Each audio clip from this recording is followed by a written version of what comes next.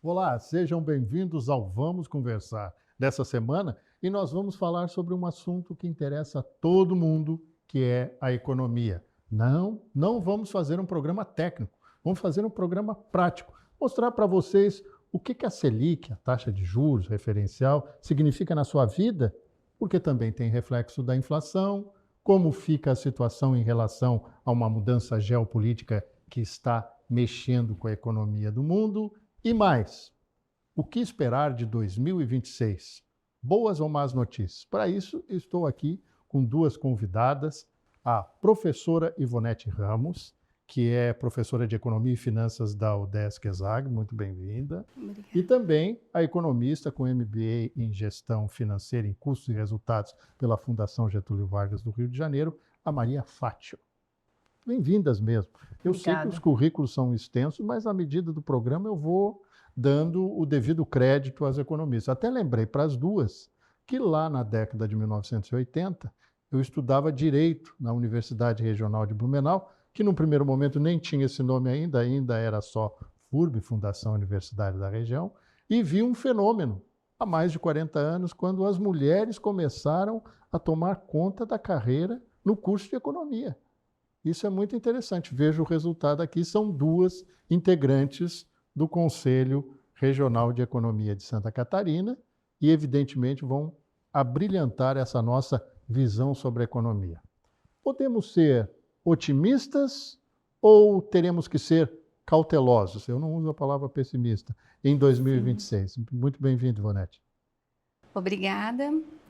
Então, nós temos para 2026 alguns ingredientes a mais em algo que já é incerto, que é a previsibilidade ou análise econômica, né?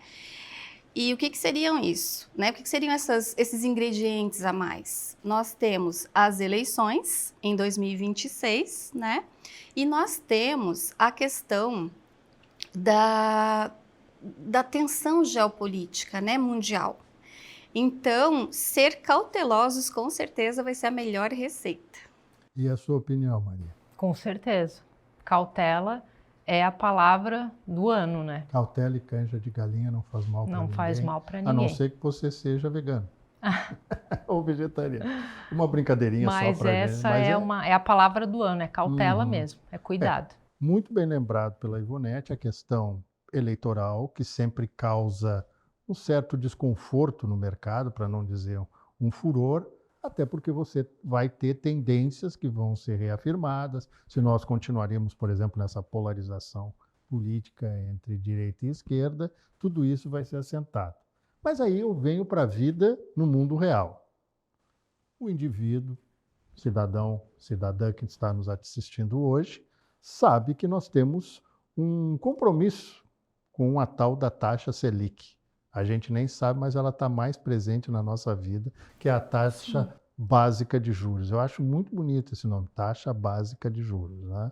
Que é reajustável de acordo com a política monetária do país. O Banco Central está suficientemente fortalecido para honrar a ideia de que no segundo semestre a gente pode ter uma baixa na taxa de juros? Então, Roberto, sim, né, nós temos condições para isso, porém, como a gente já usou a palavra cautela, né, o Banco Central vai seguir acompanhando todas as variáveis do mercado. A cada 2 meses, um mês e meio, 2 meses, o Comitê de Política Monetária se reúne e ele faz um olhar amplo ali sobre todas as variáveis, né, para poder entender o viés do próximo período. A expectativa é que nós finalizemos esse ano de 2026 com 12,25% de taxas de juros, que está num patamar de 15%. Aí, o que acontece? Tem alguns ingredientes, como nós conversamos há pouco, que nesse ano vai interferir, por exemplo, em todo o impacto que vai dar essa política monetária de redução das taxas de juros. não sei se, né, se todos estão acostumados com a questão do conceito de taxa de juros, mas é o preço do dinheiro na economia, né? Então, o preço do dinheiro impacta tanto para a vida das famílias, né, quanto para os produtores da produção física e, né, do país, quanto para quem faz investimentos. Ela é um sinalizador e também para o governo, porque muitos títulos da dívida pública estão atrelados à Selic, né, à taxa de juros. Então, o que acontece? Muitos agentes estão observando esse sinal. Condições de manter ela nesse patamar, condições técnicas e financeiras, ok. Agora, precisa ver o comportamento de todos esses agentes ao longo do ano para ver se de fato vai ser possível manter. Por quê? Porque ela impacta em algumas outras variáveis, né? Então, ela impacta, por exemplo, uma taxa menor de juros, ela faz com que o consumidor perceba ou receba, né, um valor de crédito, um crédito mais baixo, então ele consegue comprar mais, enquanto que o produtor também, o produtor lá do dia a dia das empresas, eles vão olhar e vão dizer, nossa, agora a produção vai poder se expandir um pouco mais, porque o acesso ao dinheiro fica um pouco mais facilitado e a taxa mais baixa de juros, o preço do dinheiro fica mais barato. Então, facilita tanto para o consumidor quanto para o produtor, para as empresas. Mas aí aumenta a possibilidade da inflação crescer também. Isso. Aí vem junto o que com isso? Vem junto a expectativa do crescimento do produto e a inflação, porque no curto prazo a demanda ela vai ser pressionada e a oferta ela não se ajusta tão rápido. E aí entra essa questão da gente pensar nos ingredientes, né, externos do ano de 2026, que é basicamente, o resultado que o impacto dessa taxa de juros menor pode dar no mercado, ele vai ser, vamos dizer, arrefecido, reduzido pelas incertezas. Porque aí, uma coisa é você sinalizar para o mercado que a taxa vai ser mais baixa, e outra coisa é o consumidor ou o produtor se disponibilizar a colocar todo aquele dinheiro, então, no mercado, entende? Mais uma vez a palavra cautela. Cautela.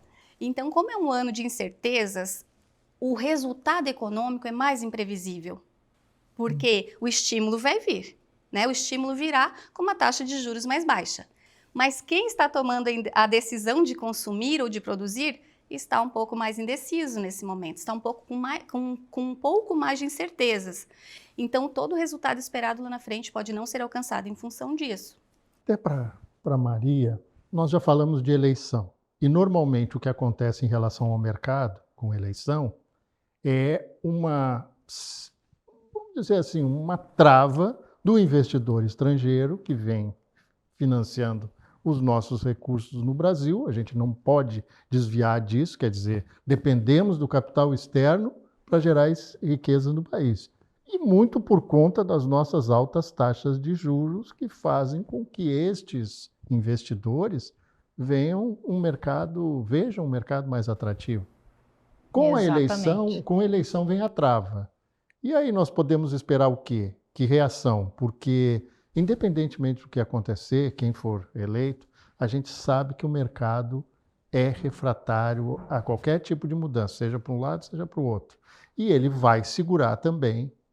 Esse freio permite que a gente pense num cavalo de pau na economia, quer dizer, dar uma voltinha nos 180 graus, para não dizer 360? Bom, antes da gente entender melhor isso, é importante a gente pensar no mercado não como não é alguém, né? O mercado não é alguém que está lá, que toma a decisão de aumentar ou não, de investir ou não. Então é importante só deixar aqui o conceito, né? Mas que é a soma de expectativas dos investidores, tanto pequenos quanto grandes gestores de fundos, né? E tudo mais. E esse entendimento, falar de mercado, nos obriga a olhar, e essa é a questão aqui que a gente debateu até hoje, antes de estar aqui, ele nos obriga a olhar para o comportamento, o mercado, né? Olhar para o comportamento desses investidores e derivar isso justamente na produção e consumo.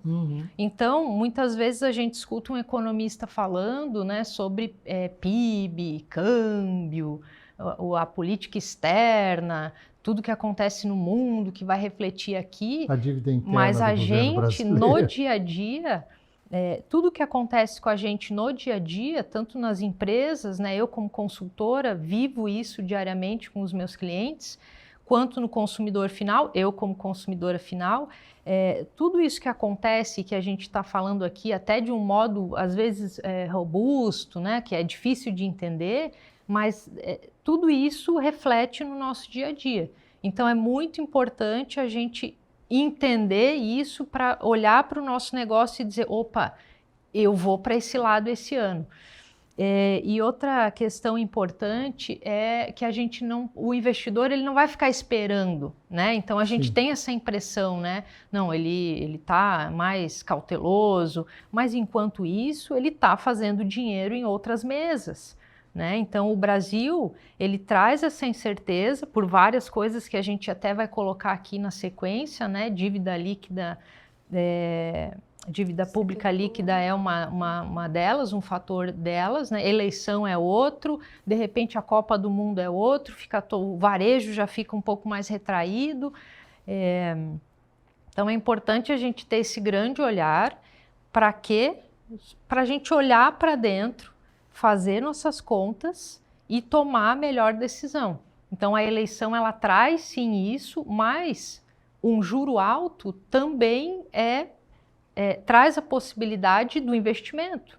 Então, se não tem a produção, se o juro está alto aqui para investir, para adquirir maquinário e suprimentos, por outro lado, ele está muito atrativo para a gente investir, né? E ganhar em margem, ganhar no capital. E atrair divisas, né? Que também tem a questão de atrair moeda estrangeira, por exemplo. Ah, com certeza. Pois é, e aí no início do ano, realmente vocês estão indo num raciocínio bem interessante.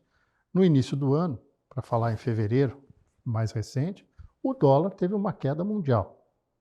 Isso aí é efeito de todas as políticas restritivas e de taxação que o presidente Donald Trump promoveu? São muitas variáveis para a gente concentrar só, né, numa situação, Roberto, mas com certeza o mundo todo, ao mesmo tempo que olha para a taxa de juros, por exemplo, né, dos bancos para poder fazer investimentos, eles também olham o risco do país, né? E eu acredito que diversos países tornaram-se mais arriscados a partir dessa movimentação, desse xadrez, né? Até a própria China, né? Até a própria Com China certeza. se tornou arriscado. Então, por exemplo, quando o Fed ele anuncia um aumento de taxa de juros, por exemplo, aqui no Brasil a gente já está com esse patamar alto, já atrai capital externo, né? Quando o Fed também anuncia isso, o capital também diz, lá também está interessante para continuar os investimentos. Como é aquelas né? associações que reúnem pensionistas e investidoras, mulheres fundos, dos né? fundos lá Sim. dos Estados Unidos, que são os maiores no mercado mundial, né? Então, como a Maria estava colocando, o investimento, o dinheiro, ele vai fluindo para onde ele vai ter a vantagem, né? Então, até a gente teve um destaque maior da questão dos bancos centrais nesses últimos tempos em função disso, porque o dinheiro ele está buscando fluir para onde está dando mais vantagem, né? Então, claro que a tensão política ou a tensão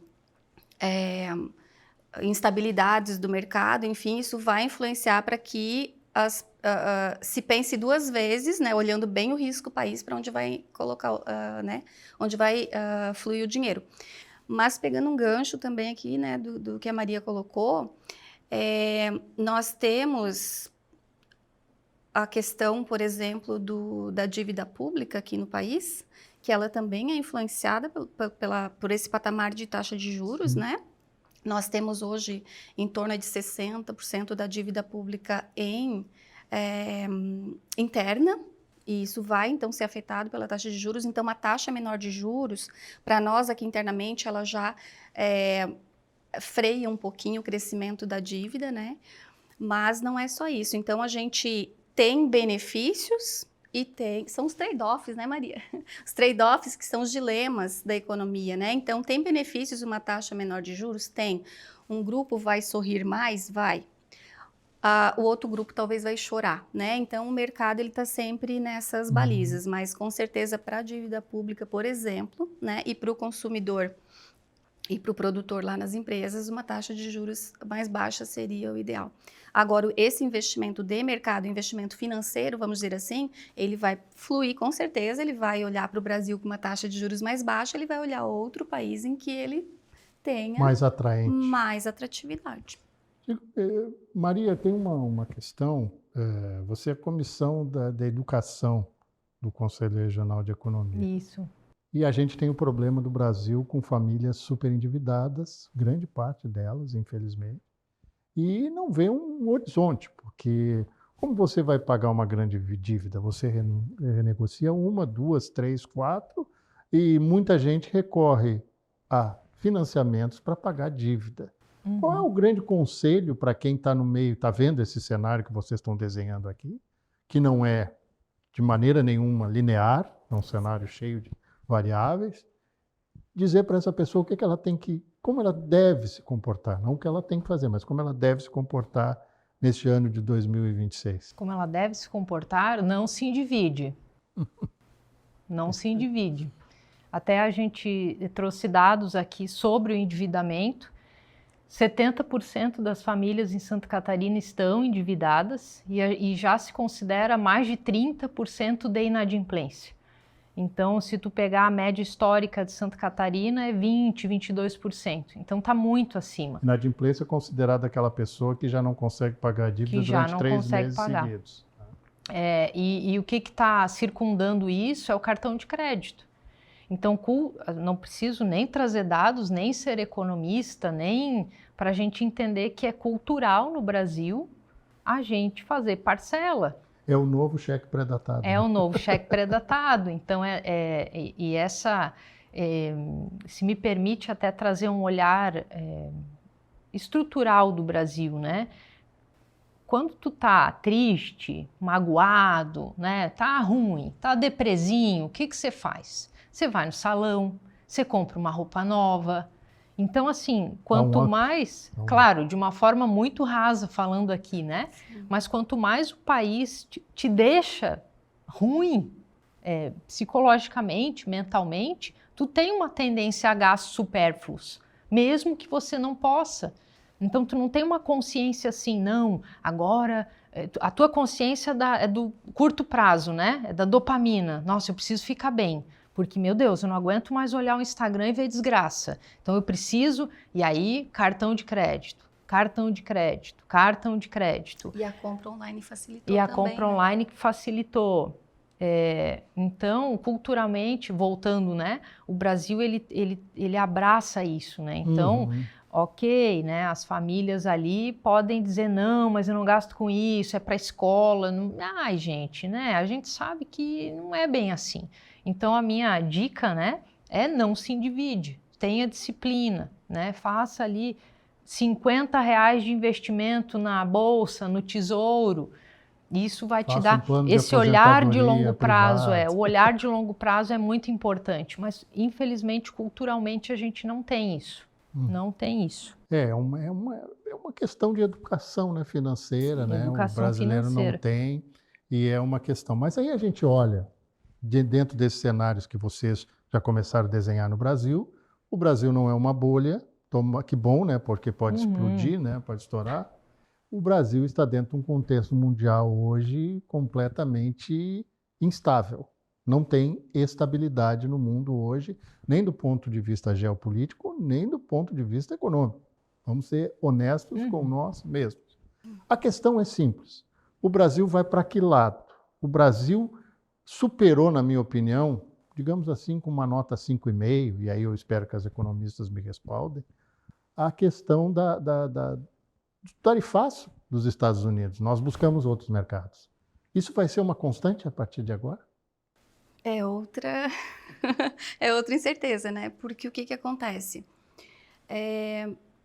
Nem toda a pauta produtiva ela está completa no Brasil, né? A gente precisa de produtos que vêm de outros países. Matéria-prima, inclusive. Matéria-prima. Se nós voltarmos, por exemplo, em final de 2021, início de 2022, quando começou guerra, Rússia, Ucrânia, nós já ficamos trancados aqui com a questão do trigo. Isso já impactou nos nossos preços aqui. Principalmente Fertilizantes também. né? Exatamente, Isso, fertilizantes. Então, assim, nós pensarmos que nós conseguimos superar algumas situações produtivas nesse período, buscando outros mercados, enfim, ou então, por exemplo, pela UDESC eu faço bastante trabalho no oeste de Santa Catarina, e eu vi que na época produtores daqui passaram a plantar trigo. Né? Por quê? Porque viram uma janela de oportunidade. Se o trigo não estava chegando no Brasil, campos de trigo. Né? Então, o Brasil ele encontra essas possibilidades, tem muita terra aqui também, né, que é importante. Mas, prever o rumo disso tudo, a gente vai depender dessas tensões geopolíticas também, né? Que produto vai vir para o Brasil a partir dessas tensões, que a gente vai continuar importando que seja necessário aqui na pauta e que barateia, vamos dizer assim, a nossa produção. Se a gente pega milho e soja, que está na base da ração, por exemplo, e a gente precisa complementar com algum produto de fora, nós precisamos que isso tenha um fluxo para cá, que não pode ser trancado em algum momento, porque senão vai encarecer aqui o preço. Além da ração básica, vai encarecer o quê? O preço da carne final, né? Vai impactar até no preço dos ovos, que é um produto bem popular, né?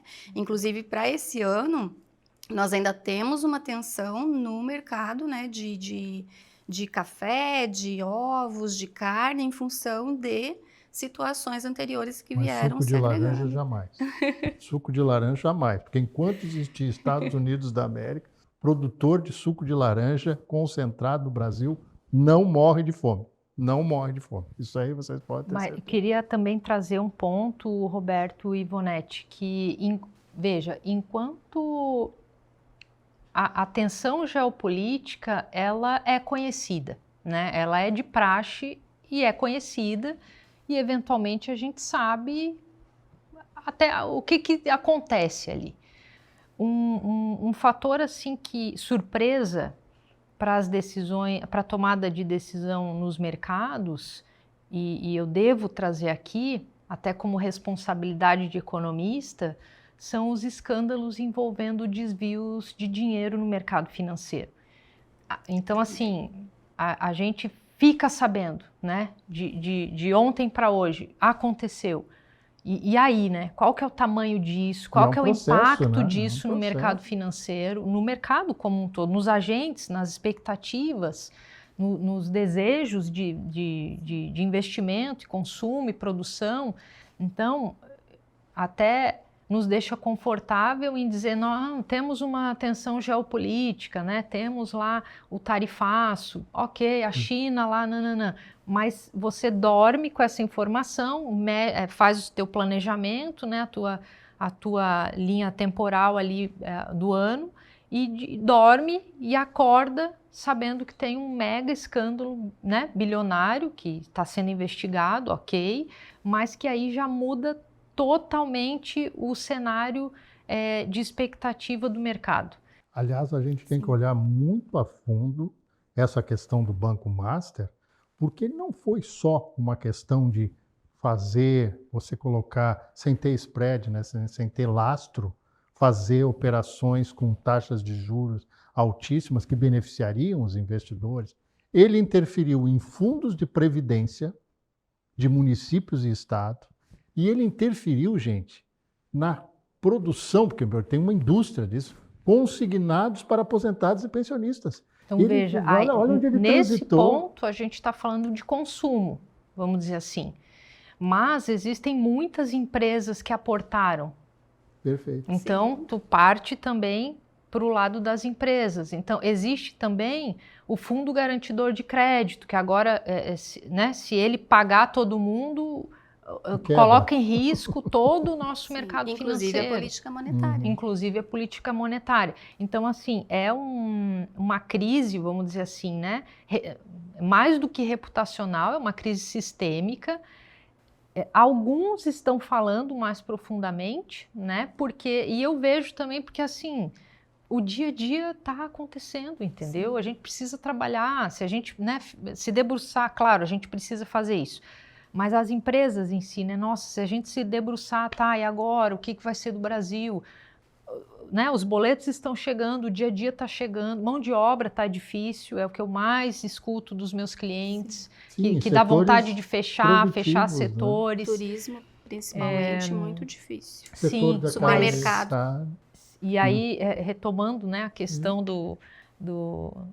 dá para a gente falar, né, do contexto geopolítico, mas a gente não pode esquecer da crise sistêmica que está acontecendo no Brasil nesse sentido e que daí bagunça, né, toda e qualquer projeção aí, porque foi o Banco Master, né, o pivô, mas a gente imagina que tem uma rede em volta, startups envolvidas, já tivemos fintechs. banco menor que também já foi exatamente, né, extrajudicialmente liquidado pelo Banco Central. Sim. E aí eu pego esse teu raciocínio para dizer o seguinte, a fragilidade do nosso gerenciador da questão monetária no país, que é o Banco Central, porque em determinado momento, aí no lado político, questionou-se inclusive a autoridade, né, monetária por ela ter tomado a decisão de liquidar extrajudicialmente o Banco Master, que é uma prerrogativa do Banco Central do Brasil, ponto.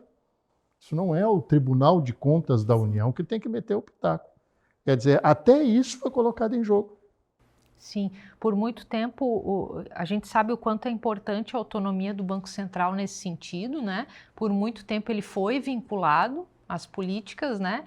E de um tempo para cá já não mais, e esse também era um ponto onde o indicado, né, o Galípolo, que foi indicado diretamente pela presidência, assustou o mercado, né? Fez ele imaginar, não, então agora as coisas vão voltar como eram, né? E até ele surpreendeu, manteve ali sendo discreto, né? E ouvindo o mercado, mais do que isso, né? Seguindo a meta da inflação, para justamente acalmar o outro lado ali. Então ele está no meio, né? Mas aí a gente pega uma notícia para o leigo, sou leigo, diz assim, o Brasil fechou a meta inflacionária em 2025, mas isso ficou acima da meta. Como é que eu explico isso para o ser humano comum? Nós que pagamos impostos, nós que vamos no supermercado comprar, nós que fazemos Pix todos os dias. Pixes seria o plural em inglês, né? Por favor. Então, a expectativa, ou a meta, né, para a inflação, ela tem sido mantida entre 4,5%, né, para esse ano agora é 4%. E a inflação ela é um aumento generalizado dos preços, né? Então, quando, por exemplo, no mercado a gente vai fazer a compra e aumentou o preço do tomate, esse pode ser um preço isolado, um aumento isolado, né, no preço de um produto. Mas agora, se a gente começa a perceber que todos os preços da economia estão crescendo ao mesmo tempo, isso, numa média geral que é calculado, então, pelo IBGE, em âmbito nacional é calculado pelo IBGE, que é o IPCA, né? É o Índice Nacional de Preço ao Consumidor Amplo. Quando se percebe esse aumento generalizado de preço, se fala em inflação. Não é o preço isolado, não é o aumento isolado do preço de um produto. Manter-se próximo à meta não é tão simples, não é tão fácil, porque, de novo, o Banco Central coloca a meta, mas quem toma as decisões são os agentes econômicos. É orgânico, né? É orgânico. Mas, com um controle de diversas variáveis, né, como, por exemplo, a própria taxa de juros, né, que ela se manteve alta nesse patamar aí por esse tempo, 2023 para cá, metade do ano, ela já começou a passar dos 13%. Quando ele mantém isso, já é um sinal de que essa variável está buscando controlar ou dar maior previsibilidade para os preços, né? Porque ela segura um pouquinho a inflação. Então, essa questão que a Maria colocou, né, das pessoas estarem agora com muito mais facilidade para usar o cartão de crédito, né, em diversas possibilidades, ou até a questão emocional, né? Mas até o Pix é parcelado consumo, hoje, né, gente? Também. É um incentivador de consumo, isso. Né? Esse estímulo à demanda, ele vai fazer acelerar um pouquinho mais o preço.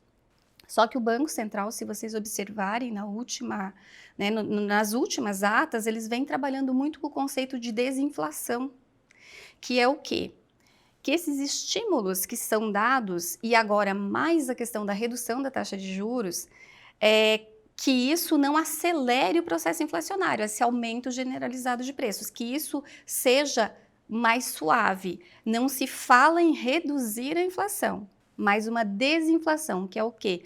Um aumento de preços mais suave, mais leve. Mas deixa eu te interromper e te provocar aqui, mas com a participação da Maria, por favor. Gente, tudo que com a medida política que é tomada é para incentivar, estimular o consumo. E aí eu lembro a vocês, um benefício que não significou reajustar a tabela do imposto de renda. Quem ganha até 5 mil está isento. Não foi reajuste da tabela. Deveria atingir muito mais gente. Mas aí você vê, é dinheiro que foi para o mercado. Isso. O indivíduo coerente vai fazer o que a Maria já falou. Vai ser cauteloso, vai pagar, não vai se endividar e vai pagar as dívidas que tem. Mas o senso comum é, vou aproveitar esse dinheiro para investir vou falar de novo, no meu cabelo, nas minhas unhas, né? Vou comprar um bem, um eletrodoméstico, até um carro, já que eu vou poder planejar aqui. Nos próximos anos eu não vou ter, no próximo ano eu não vou ter esse desconto. E aí ele entra nessa ciranda. Como é que a gente consegue frear isso, né? Porque aí é uma reação comum, uma reação do consumidor, né? Eu não sei, Maria, também podes colocar, né, as tuas experiências, mas o que eu percebo também enquanto professora na universidade é que se multiplicaram no país os cursos também de educação financeira, né? Uhum. Para trabalhar um pouco mais com a população a questão do uso do recurso. Por mais, a quantia de renda que for, ela tem como ser organizada e planejada, né? Então, eu percebo que existe um movimento para educação financeira, a BNCC, que dá as bases dos currículos de ensino fundamental, ensino básico, médio, elas já trazem também como eixo transversal a educação financeira e fiscal. Uhum. Então, isso está chegando nas escolas também, que eu acho que é importantíssimo, né, Maria? Chegar nas nossas crianças, que são os futuros consumidores aí, né? Que eles também já saiba planejar desde cedo, por exemplo, uma criança que tem uma mesada ou que de vez em quando recebe um presente de um tio, de um avô, como que ele vai já gastar aquele dinheiro, que olhar que ele tem que ter para a distribuição daquele dinheiro dentro daquele pequeno reduto dele orçamentário. Então, eu vejo que nós temos um movimento no país para a educação financeira, porque, a princípio, vamos supor, vai sobrar um pouquinho mais o dinheiro do imposto de renda para essas camadas, né, até 5 mil reais, a tendência as pessoas é, opa, eu estou mais rico, né, eu vou comprar. Nova pra Copa. Não quer dizer que não deva, porque o endividamento ele não é o vilão da história. O vilão da história é não planejar o endividamento, né? Se você tem lá as suas finanças planejadas de tal forma que você consiga economizar uma parcela para o futuro e dali para adiante fazer as suas despesas do cotidiano e colocar as parcelas de tal forma a não endividar novamente se você não tiver condições de pagar, porque o vilão é a inadimplência, é você não conseguir pagar. O endividamento ele não é o problema total. Vem a bola de neve depois. Claro que o ideal seria, dentro desse orçamento, você controlar de tal forma que você consiga se pagar, né? Ter o dinheiro que você no futuro vai usufruir com outras coisas, ou agora ainda, né, comprando ou investindo esse dinheiro no mercado financeiro, por exemplo, para garantir renda futura, talvez, ou enfim. Mas, então, assim, eu vejo esse movimento no país, né, de educação financeira, né? Espero que chegue fortemente às crianças, que são também o futuro. E as crianças, muitas vezes, elas influenciam também os pais em casa, né?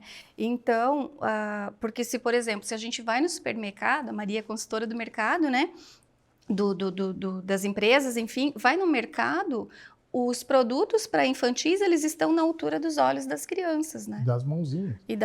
Para pegar. Então, existe todo um marketing preparado no mercado, no comércio, enfim, para que você compre, né? O comando é esse, você comprar. Então, como que você se educa para que você entenda que você tem uma restrição orçamentária, você tem uma quantidade limitada de dinheiro e dentro dele você também deixa para alguns imprevistos e para poupança, enfim. Interessante, né? É aí que entra os vieses cognitivos, né? Das finanças comportamentais, que quase não tem como fugir. Então, mas, né, isso é conversa para outra, para outra vocês não tocaram realidade. num ponto que eu acho que está intrínseco nessa também, a questão da preferência. Determinado produto aumentou de preço, vamos achar um análogo, vamos achar produto um substituto, correlato, Perfeito. que tenha. Ah, eu gosto de tomate italiano, mas ele está muito caro, então eu vou partir para outro tipo de tomate. E isso é uma questão. E eu, como sou pai de 2 adultos hoje, né, e avô de 1, eu digo que pai e mãe... Você dá tudo pro pequeno, que eu sei. É verdade, isso é fato. Mas eu digo o seguinte, melhor política que tem em determinado momento, quando você pode, é não levar os filhos ao supermercado. Eu abri todas as exceções do mundo e me dei bem, eu acho que funcionou quando eu ia comprar um material escolar. Eles iam junto, mas eles sabiam que era para comprar uma borracha, tantos lápis de cor, e consegui. Eles não são consumistas. Sim. Mas foi muito mais, eu acho, que pela ação da mãe, que é psicopedagoga, que do pai. Daí facilita, sim, né? Roberto, quer uma outra dica? Não vá com fome ao supermercado. Isso sim. Porque senão também a gente acaba comprando muito mais do que estava na lista. Essa dica é de ouro, hein? Essa dica é de ouro. Mas aí a gente voltando um pouquinho mais além, a gente tem uma perspectiva positiva, pelo menos foi muito aplaudida pelo setor produtivo, setor empresarial, que é o acordo do Mercosul com a União Europeia. Evidentemente que ele vai passar agora pelo trâmite político, que é demorado, e ainda há uma ação judicial proposta de acordo pelo Parlamento Europeu contra o acordo. Quer dizer, a Justiça vai analisar, a Justiça Europeia, da União Europeia, vai analisar a questão, e isso demora no mínimo 2 anos. Vão ser otimistas, já estive no Parlamento Europeu, lá em Estrasburgo, sei como é que funciona, e é lento mesmo. A gente que fala tanto que o europeu é rapidinho e que nós somos devagar, não conhece muito a Europa. E quando eles querem colocar o pé no freio, eles colocam o pé no freio, nos 2 pés. O que eu pergunto para vocês é o seguinte, qual é o lado bom da história desse acordo e qual é o lado que nós temos que ser cautelosos? Vou usar essa palavra de vocês. Então, assim, Roberto, quando você tem uma expectativa de comércio internacional, de relação internacional, óbvio que as fronteiras abrindo para você, né, transacionar os produtos, aqui vai ser comemorado, né? Então, quando fecha as portas de um lado e abre de outro, né, ou tem essa possibilidade, os produtores aqui já começam a pensar, nossa, isso vai dar um impacto maior na minha produção, eu vou conseguir trabalhar, até porque hoje a gente tem uma pauta exportadora significativa, né? Então, os nossos produtores aqui estão esperando esses mercados, né, para vender. Só que, ao mesmo tempo, o horizonte temporal, porque como todos estão meio que com o freio de mão puxado, sem saber o que vai acontecer com, por exemplo, o futuro do dólar, né? A força da moeda dólar, tendo em vista que muitos países têm, além de investidores na moeda dólar, tem a questão do endividamento em dólar. Não é só o Brasil, não é uma questão só brasileira. Então, o que acontece? Todo mundo está novamente olhando para essa situação e pensando nesse horizonte temporal, imaginando o seguinte, que pode acontecer tantas negociações ainda nesse meio tempo que o acordo pode ou desandar ou melhorar nessas questões. Só que uma coisa eu acho que é bom a gente ter sempre em mente, até porque o agora é o que está, né, é o que está acontecendo. Então, para muitos produtores, eles vão precisar momentaneamente encontrar outras oportunidades até se efetivar isso aí. Então, o Brasil ainda tem bastante negociação para fazer, para encontrar, vamos dizer assim, resultados pro curto prazo, tá? Porque se você ficar esperando sair o acordo, ou em que base que vai dar o acordo, muitas pessoas vão fechar, muitas empresas vão fechar suas portas. A Maria é consultora de supermercados, né? Do setor varejista. Mercado, né? Setor varejista, né? Varejo. Varejo. Me diga uma coisa, essa expectativa que a indústria teve, o setor varejista também teve em relação ao acordo com a União Europeia? O varejo em si, e era isso que eu ia trazer antes, né, sobre a educação financeira, né? O quanto é importante, só fazendo um gancho de antes para agora, né?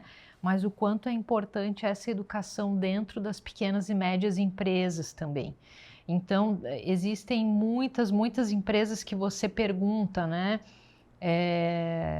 Qual é o lucro que você está dando? E ali eles não sabem, eles só sabem que tem dinheiro no banco, que o saldo está positivo. Mas a composição do cálculo de lucro, as empresas não têm essa noção, as pequenas e médias, tá? E eu já peguei média empresa sim também. Então, só complementando sobre a educação financeira, o quanto isso é importante. Agora, trazendo esse dado do acordo da União Europeia, a nossa sorte, né, a sorte de Santa Catarina é nós termos instituições fortalecidas de negociação nesse sentido. Então a gente tem Fiesc, a gente tem o próprio Sebrae, ele faz muitas articulações, ele tem a UDESC, né, participando ativamente também, os conselhos. Então, querendo ou não, Santa Catarina é um estado forte nesse sentido, eu vou falar protecionismo, mas não quero falar protecionismo, mas nesse sentido.